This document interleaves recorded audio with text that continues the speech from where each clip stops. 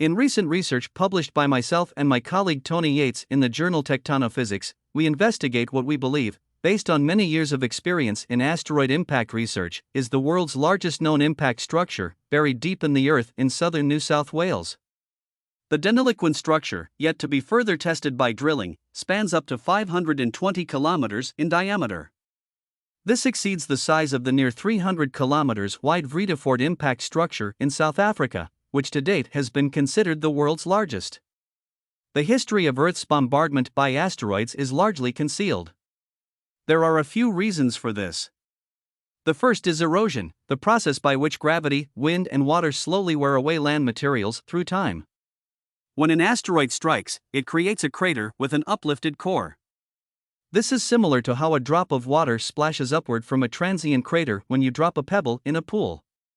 This central uplifted dome is a key characteristic of large impact structures. However, it can erode over thousands to millions of years, making the structure difficult to identify. Structures can also be buried by sediment through time.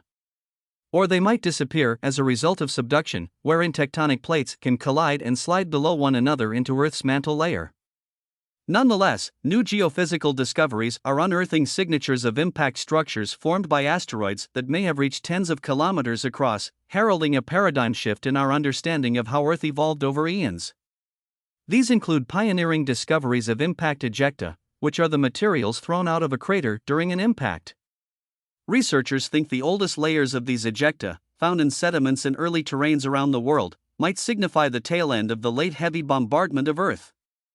The latest evidence suggests Earth and the other planets in the solar system were subject to intense asteroid bombardments until about 3.2 billion years ago, and sporadically since.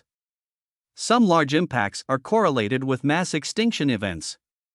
For example, the Alvarez hypothesis, named after father and son scientists Luis and Walter Alvarez, explains how non-avian dinosaurs were wiped out as a result of a large asteroid strike some 66 million years ago. The Australian continent and its predecessor continent, Gondwana, have been the target of numerous asteroid impacts. These have resulted in at least 38 confirmed and 43 potential impact structures, ranging from relatively small craters to large and completely buried structures. As you'll recall with the pool and pebble analogy, when a large asteroid hits Earth, the underlying crust responds with a transient elastic rebound that produces a central dome. Such domes, which can slowly erode and/or become buried through time, may be all that's preserved from the original impact structure. They represent the deep-seated root zone of an impact. Famous examples are found in the Vredefort impact structure and the 170 km wide Chicxulub crater in Mexico. The latter represents the impact that caused the extinction of the dinosaurs. Between 1995 and 2000, Tony Yates suggested magnetic patterns beneath the Murray Basin in New South Wales likely represented a massive, buried impact structure. An analysis of the region's updated geophysical data between 2015 and 2020 confirmed the existence of a 520 km diameter structure with a seismically defined dome at its center.